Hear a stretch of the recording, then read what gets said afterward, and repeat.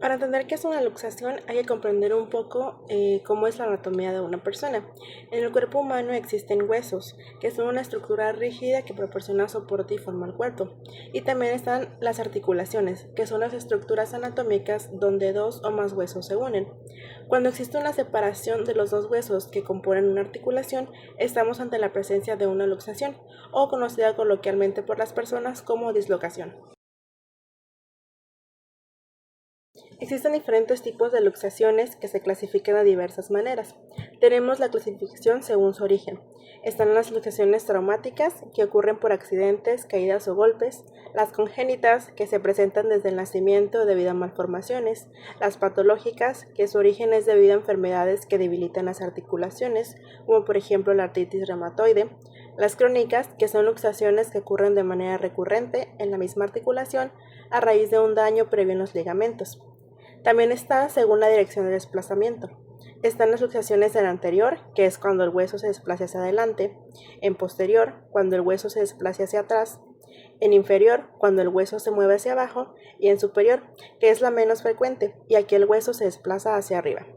Según su severidad, tenemos las luxaciones completas, que es la separación de los huesos en total, sin contacto entre las superficies articulares, y la subluxación, también conocida como luxación incompleta. Se presenta un desplazamiento parcial entre el hueso y la articulación, aunque aún existe cierto nivel de contacto.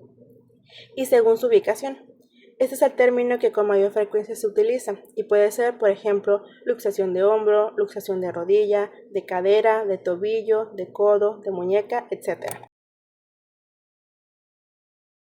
Algunas lesiones asociadas que podemos tener después de una luxación o en una luxación son la distensión de la cápsula articular, también conocida como capsulitis o inflamación de la cápsula articular, que esta es una inflamación de la cápsula articular debido a la acumulación de líquido en los tejidos blandos que rodean la articulación o en la articulación misma, provocando dolor y limitación de movimiento. También puede haber una elongación ligamentosa, que es el cambio en el tamaño o la forma de los ligamentos, ya sea porque se estira o se contrae en exceso de un modo forzado, es decir, realiza un sobreesfuerzo, como consecuencia de movimientos bruscos. También tenemos fracturas articulares, o también conocida como fractura periarticular. Esta se produce cuando un hueso se rompe dentro o alrededor de una articulación. Estas lesiones suelen dañar el cartílago de los extremos de los huesos, el cartílago articular y otros tejidos articulares. También podemos tener ruptura total o parcial de los ligamentos, que también se le conoce como esguince. Es una lesión de los ligamentos que se encuentran alrededor de una articulación, causados por el movimiento antinatural de la misma. Cuando estos se estiran demasiado o presentan una ruptura, la zona alrededor de la articulación duele y se inflama. Para diagnosticar las luxaciones se requiere de un examen físico. De igual manera, al tratarse de lesiones que muchas veces involucran diversos tipos de accidentes, será necesario tomar radiografías, tomografía computarizada o resonancia magnética para determinar el grado de la luxación y confirmar y o descartar lesiones adyacentes. Las complicaciones más frecuentes que se pueden dar a una luxación son artrosis.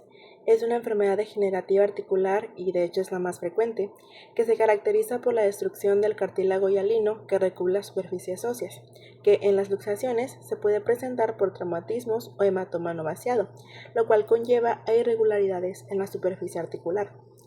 También podemos encontrar rigidez articular, que es una sensación de que la movilidad de una articulación está limitada o dificultada. Esto puede suceder por el retraso de la movilización cuando ocurre una luxación. También podemos hallar inestabilidad por lesiones ligamentosas asociadas, por no respetar los tiempos de cicatrización adecuados o incluso por falta de recuperación en la cápsula articular. También podemos tener lesiones vasculares o nerviosas, necrosis avascular, que es la muerte de tejido óseo a causa de falta de la irrigación sanguínea, sobre todo especialmente cuando se luxa la articulación coxofemoral. También puede haber infección de la cápsula articular, que aunque es poco frecuente puede ser muy grave, y se da cuando la luxación provoca una herida y contacto de la articulación con el exterior. También está el síndrome regional complejo tipo 1, que es un proceso doloroso en donde no se detecta ninguna lesión nerviosa acompañado de edema o alteración del flujo sanguíneo cutáneo o o alteraciones sudoromotoras, dolor espontáneo y alodinia o hiperalgesia. Y la miositis osificante, que esta es una afección en la que se forma tejido óseo dentro de los músculos o tejidos blancos, típicamente después de una lesión o traumatismo. Esta condición puede limitar el movimiento y también causar dolor significativo, ya que el hueso no debe desarrollarse en estas áreas. La epidemiología de las luxaciones depende de varios factores, como por ejemplo el tipo de la articulación luxada, la edad, el sexo y el tipo de actividad. A nivel mundial existen algunas luxaciones que son las más comunes. Tenemos las luxaciones de hombro, que son las más comunes en las salas de emergencia. La incidencia anual es de 23.1 a 23.9% por cada 100.000 personas. Los hombres tienen mayor riesgo que las mujeres. La edad de mayor incidencia es entre 15 y 20 años. La mayoría de las luxaciones ocurren en el hogar o durante la práctica deportiva, y los factores de riesgo son la edad joven y el sexo masculino. Después están las luxaciones acromoclaviculares, que son entre 5 y 10 veces más frecuentes en varones que en mujeres. La mayoría ocurren en las 3 primeras décadas de la vida, suelen ocurrir durante la práctica deportiva y sobre todo en deportes que son de contacto. Las luxaciones de codo. La luxación de codo posterior es la más habitual. Suelen ocurrir por caída sobre la mano con el codo en extensión y son una lesión habitual durante la práctica deportiva.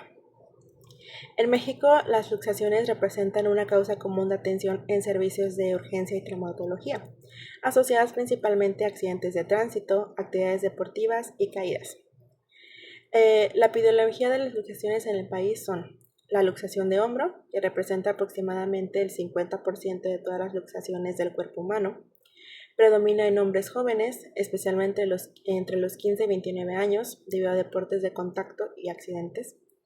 Las complicaciones frecuentes de esta luxación son lesiones del nervio axilar, fracturas de la tuberosidad mayor y lesiones del manguito rotador. Después está la luxación de Lisfranc, que es un tipo de luxación que ocurre en la articulación tarso-metatarsiana del pie y que es una lesión poco frecuente. Un estudio en el Hospital General Choco del año 2018 a 2020 documentó casos de fracturas, luxaciones de Lisfranc, aunque la prevalencia específica no se detalla. Luego existen luxaciones en otras articulaciones, por ejemplo las fracturas luxaciones carpometacarpales. Del segundo al quinto dedo son las lesiones infrecuentes, pero con movilidad importante cuando no se diagnostican y tratan a tiempo. Es importante destacar que la información específica sobre la prevalencia de luxaciones en México es limitada, y la mayoría de los estudios se centran en casos individuales o en ciertas instituciones.